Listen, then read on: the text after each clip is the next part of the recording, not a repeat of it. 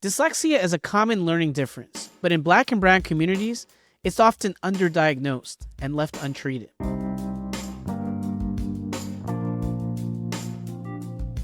What's going on, family? This is The Opportunity Gap, and I'm your host, Julian. Today we're talking about dyslexia and its impact on our kids. We're joined by friend of the show and actually friend of the show. This is family right here. We started together. We have Shaquala Holmes. Shaquala is a regional literacy specialist, and she's here to help us understand more about dyslexia. Well, how's it going, Shaquala? It's going great. I'm so excited to be back. So today we're talking about dyslexia. In general, when we talk about dyslexia, we're always wondering, how does it impact the academic achievement of our students? Yes. So, dyslexia. I feel like it's one of those things where when we think of the land of learning and thinking differences, it's clouded with so many misconceptions. I was actually talking to my mom this weekend about dyslexia because there was a book on my table and she was like, "Oh, dyslexia, who's dyslexic?" And I was like, "Mom, I'm a literacy specialist. I work with kids, that have dyslexic tendencies or dyslexia diagnoses."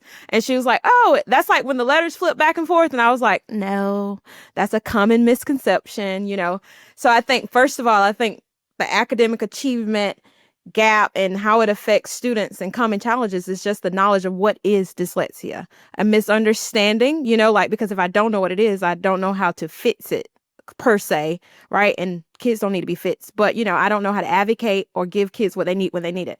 So I think first is have an understanding that dyslexia it's a brain-based learning difference, right? So that means it just makes it a little harder for the kids to do things like match letters to sounds, blend words, read words, but it has nothing to do with intelligence, right? So we oftentimes want to measure academic achievement. And if you put a child who struggles in the literacy realm and put their measurement only by their academic achievement, it could come off as, "Oh, you're not smart," or "You can't read," or, because those are the measurements.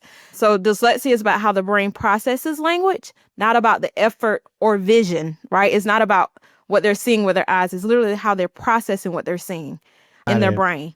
So with the right instruction, that means explicit, systematic, focused on phonics, students with dyslexia can become skilled readers. So can you explain, just give us a couple of specific ways that we might see struggles with dyslexia in the classroom? What does that look like? There's some early signs because the earlier we spot it, the better. So they may have troubles remembering letter names, letter sounds, mixing up words that sound alike, like trouble rhyming, right? So if you were to say plain, rain, do those rhyme? They may not recognize or hear the sounds that they do rhyme. So they may struggle with activities like that. Or you may see them avoiding reading altogether. And so, you're on the early end. Yes. Our listeners know I'm a high school administrator. So I work at the high school level. And I've encountered many, many students who have either prospered with dyslexia because they had support early on. And I've also worked with students who are just finding out as there are 10, 11th, even 12th graders, just figuring out that, oh, snap, I have dyslexia. This is why I've been struggling with my reading. What can happen if we don't catch this early enough? By the time you get to high school, no one's teaching phonics lessons. Let's just say that, right? So the earlier you identify the deficits, kindergarten, first grade, and I know some people that said they didn't learn to read until they were in third grade, and that's honestly the cutoff where the foundational skills are being taught. And the knowledge level of teachers at that level or that can even teach you how to read. I was a fourth grade teacher and I had 5 kids in my classroom, 2 that were diagnosed dyslexic. I had no understanding of how to teach them how to read. And that's why I'm in this job today, because I remember looking at 2 little brown and black boys who I didn't know what to do for them. And I knew that one had severe behavior issues. The other one was sweet as pie. And I went to fill out a scholarship for them at a local school that actually targets students with dyslexia. One couldn't get in even if he wanted to because they couldn't have any behavior issues to be accepted into the school. Well, so that's restrictive right there. Right. And I love that you mentioned the earlier the better. Anything that we want to do intervention wise, we want to do it early. But it doesn't mean that it's ever too late. Like we have to find the support. Make no mistake, literacy is the most important skill you will learn in school. If you cannot read, you cannot learn. It's as simple as that. And so when we look at what the result is in the later stages when kids don't get that help, what it looks like, like you said, behavior issues. What it looks like is kids that are coping. They figure out how to fake it till they make it. When we look at high school and beyond, if they don't figure out how to become literate before they leave high school, the chances of them being successful outside of high school are very, very low. Shaquala, based on that, say I'm a parent listening and I'm concerned that my child might be dyslexic. Mm-hmm. How is dyslexia diagnosed? Is there an evaluation? And do I got to pay for it? So, bottom line, anything in our medical system, we're all trying to figure that out. But yeah, a lot of times you have to pay for it. And a lot of times families don't have access to those services. But that's all is not lost in that. Because there's a lot of things that you can do even within the medical work realm of trying to get tested and diagnosed. Wait, so this is not something you can do in school?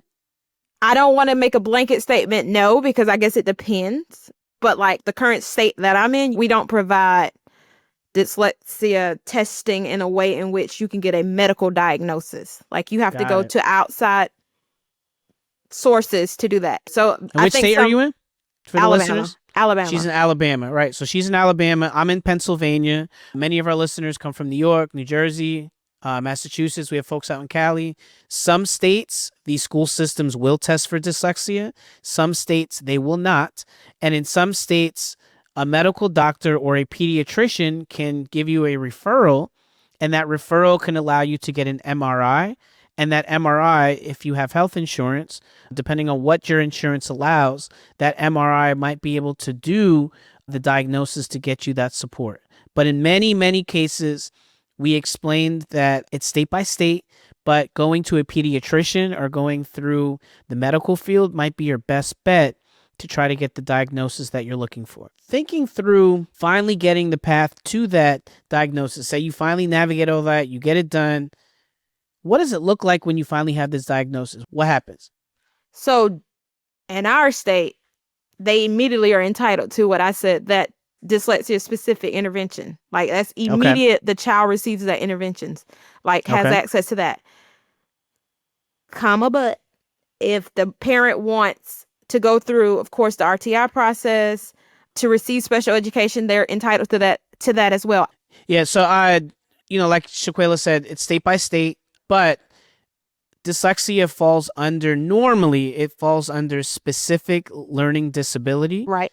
So that would be labeled SLD in an IEP. And so that would allow your child to qualify for an IEP. Just to note, IEP stands for Individualized Education Plan. And so when you get to the school building and you have a dyslexia diagnosis from a doctor, then the school can get that process started and they can begin what we call evaluation.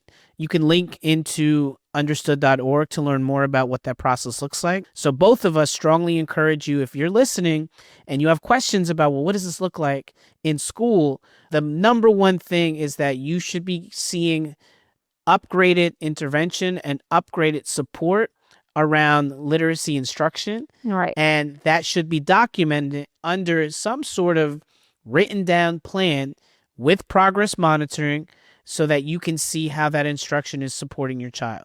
That's number one. That is what you are entitled to no matter what. And I would push even parents further in the advocacy, because that's what happened in our state, is to push for strong national and state policies that fund teacher training in the science of reading, that ensures that we have funding for high quality instructional materials. So that means students are using programs that's aligned and works for all learners, but specifically students with these dyslexia diagnosis. Yep. And also support early assessments, because a lot of times there's no assessment protocol in a lot of state schools in the elementary realm.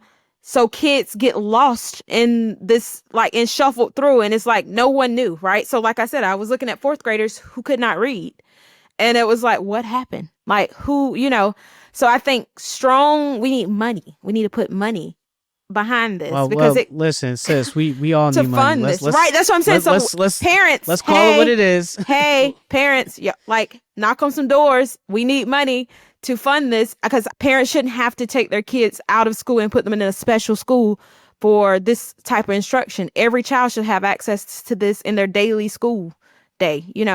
A diagnosis should be like, thank you for the information.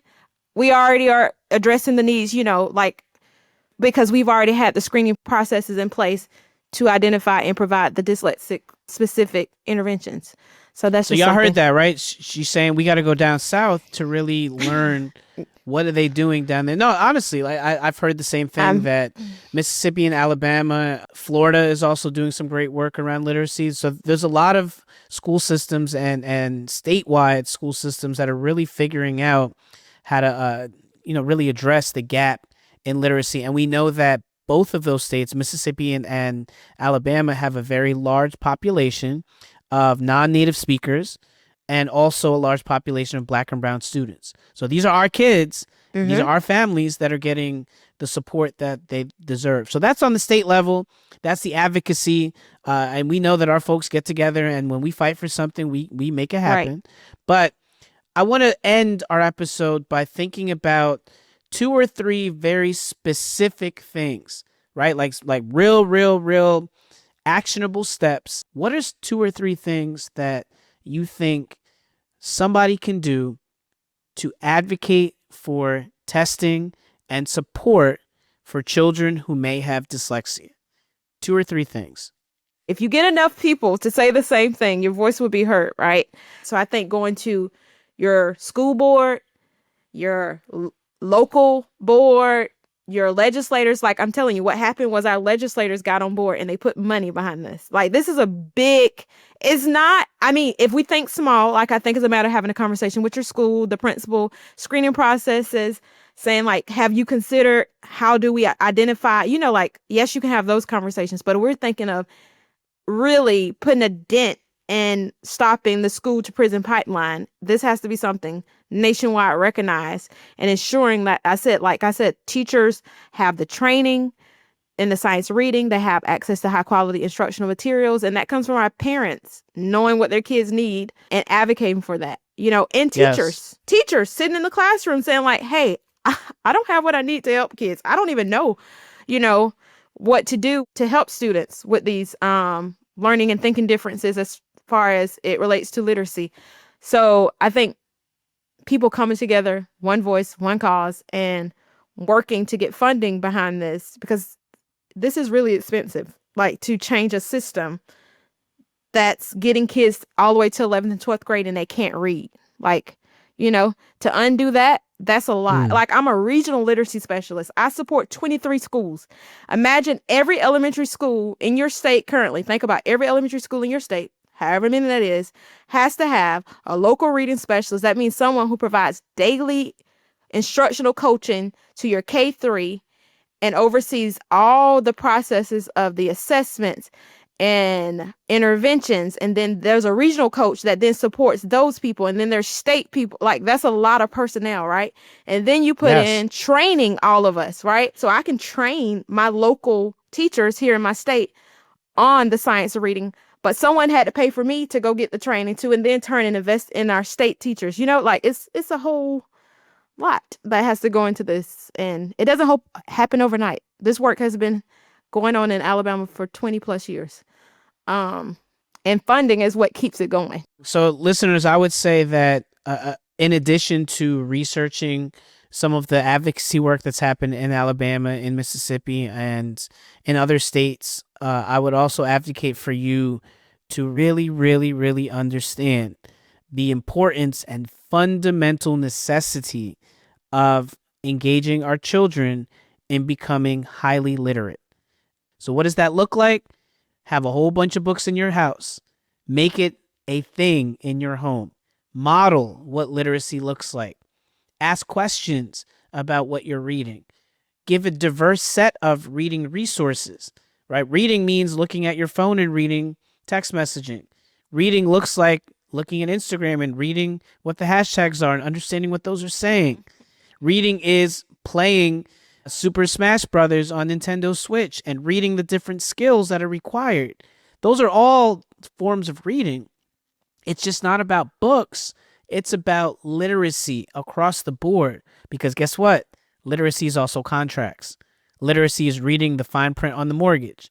Literacy is understanding how to do TurboTax so that you can get your taxes done and on time.